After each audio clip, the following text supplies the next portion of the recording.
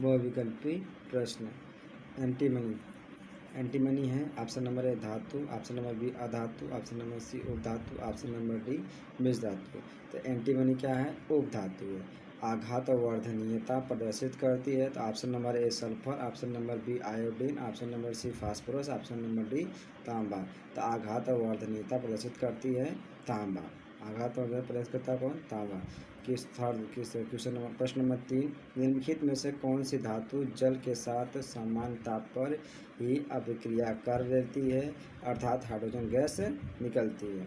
निम्नलिखित में से कौन सी धातु जल के साथ समान ताप पर ही अभिक्रिया कर लेती है, अर्थात हाइड्रोजन गैस निकलती है?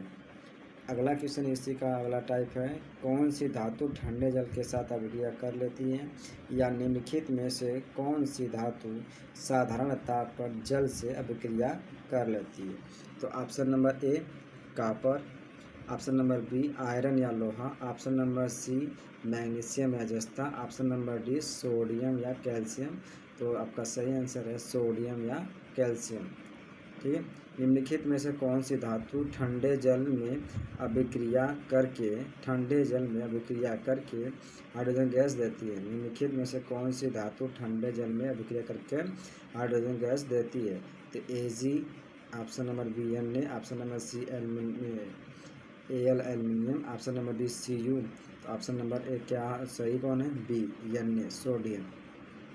निम्नलिखित में से कौन सा युगल विस्थापन अभिक्रिया प्रदर्शित करती है? निम्नलिखित में से कौन सा युगल विस्थापन अभिक्रिया प्रदर्शित करती है?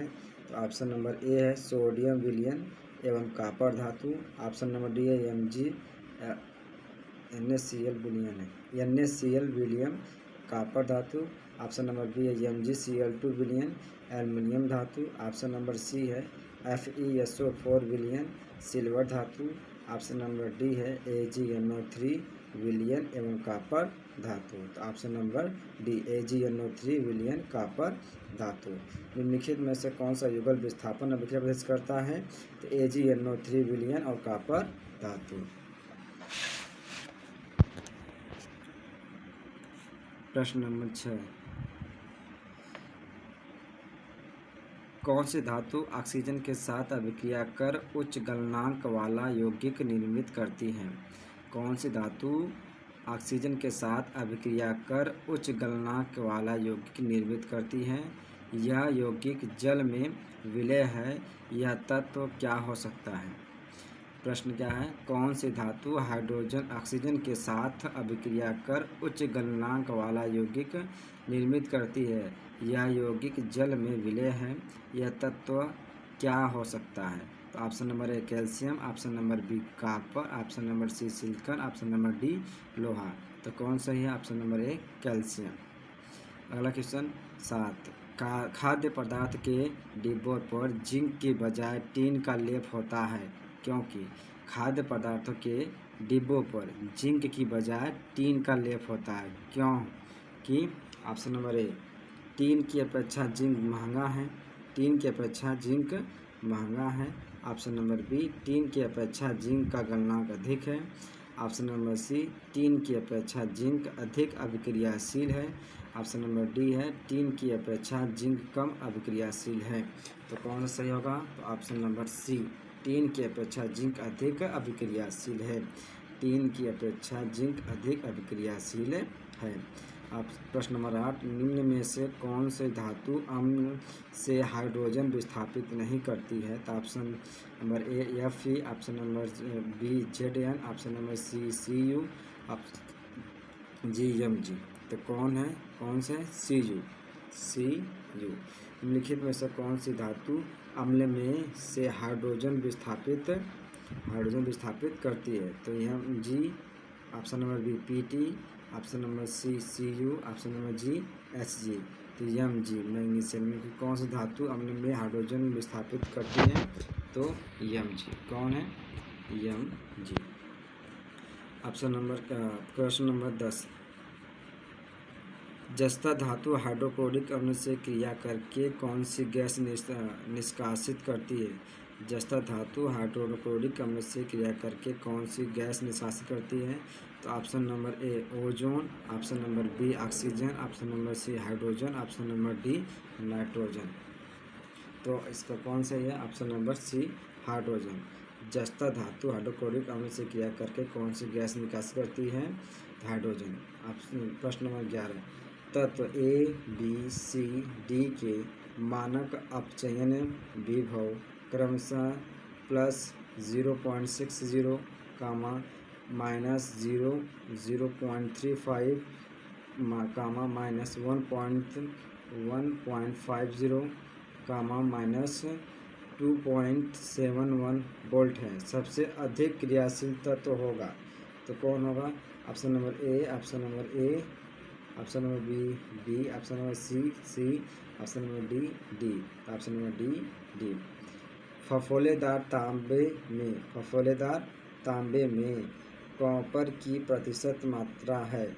तो option number A 98, option number B 2, option number C 70, option number D 30।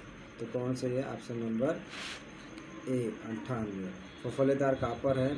तो ऑप्शन नंबर ए शुद्ध copper, option number B copper का अयस्क, ऑप्शन नंबर सी कॉपर की मिश्र धातु, ऑप्शन नंबर डी कॉपर जिसमें 2% अशुद्धियाँ होती हैं। फफोलेदार कॉपर है तो ऑप्शन नंबर डी कॉपर जिसमें 2% अशुद्धियाँ होती है। मैट में मुख्यतः होता है? Option number A FeS, option number B Cu2S, option number C Cu2S तथा FeS, option number D Cu2S तथा Fe2S3। तो ऑप्शन मैट में मुख्यतः होता है तो ऑप्शन नंबर सी Cu2S तथा FeS। मैट में मुख्यतः होता है Cu2S तथा FeS। ताम्र ग्लास का रासायनिक सूत्र है? Option number A Cu2S, option number Cu2O, option number C है CuFeS2, ऑप्शन नंबर डी है CuCO3। तो ताम्र ग्लास का रासायनिक सूत्र है Cu2S। प्रश्न नंबर 16, कॉपर पायराइड को वायु में गर्म करके सल्फर को दूर करने की क्रिया को कहते हैं? कॉपर पायराइड को वायु में गर्म करके सल्फर को दूर करने की क्रिया को कहते हैं? तो ऑप्शन नंबर ए निस्तापन, ऑप्शन नंबर बी भर्जन, ऑप्शन नंबर डी प्रगलन, ऑप्शन नंबर डी सी प्रगलन, ऑप्शन नंबर डी वैश्मरीकरण। तो आपका सही कौन है? ऑप्शन नंबर डी भर्जन। कॉपर पायराइड को वायु में गर्म करके सल्फर को दूर करने की क्रिया को भर्जन कहते हैं। परावर्तनी भट्ठी का उपयोग होता है? पहला मतलब ऑप्शन नंबर ए प्रगलन में, ऑप्शन नंबर बी निस्तापन में, ऑप्शन नंबर डी वैश्मरीकरण में, ऑप्शन नंबर डी आपका है अतिशीतलन में। तो आपका सही कौन है? परावर्तनी भट्ठी का उपयोग होता है निस्तापन में। प्रश्न नंबर 18, लोहे के फ्राइंग पैन को जंग से बचाने के लिए निम्नलिखित में से कौन सी विधि प्रयुक्त है?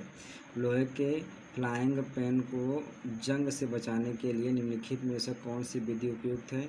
तो ऑप्शन नंबर ए ग्रीस लगाकर, ऑप्शन नंबर बी पेंट लगाकर, ऑप्शन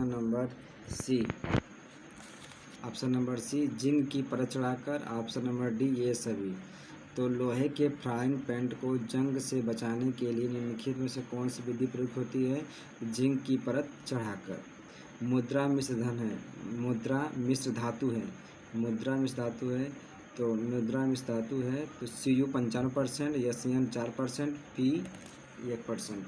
ऑप्शन नंबर बी आपका है Cu 80%, Zn 20%, option number C है Cu 88%, SN 12%, option number D है Cu 90%, Zn 2%, SN 8%।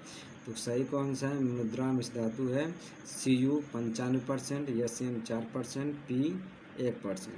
पीतल है ऑप्शन नंबर ए धातु, ऑप्शन नंबर बी अधातु, ऑप्शन नंबर सी उपधातु, ऑप्शन नंबर डी मिश्र धातु। पीतल है मिश्र धातु, option number D. German silver में कौन सी धातु नहीं होती है? जर्मन सिल्वर में कौन सी धातु नहीं होती है? Option number A Cu, option number B Zn, option number C Cag, option number D Ni। तो जर्मन सिल्वर में कौन सी धातु नहीं होती है? तो Ag नहीं होता है। कांसे की प्रतिमाएं बनी होती है? कांसे की प्रतिमाएं बनी होती है। Option number A copper zinc की, option number B copper tin की, ऑप्शन नंबर सी है कापर निकिल की, ऑप्शन नंबर डी है कापर आयरन की। तो कौन सा है? कांसे की प्रतिमाएं बनी होती है कापर टीन की। कांसे की प्रतिमाएं बनी होती है कापर टीन की।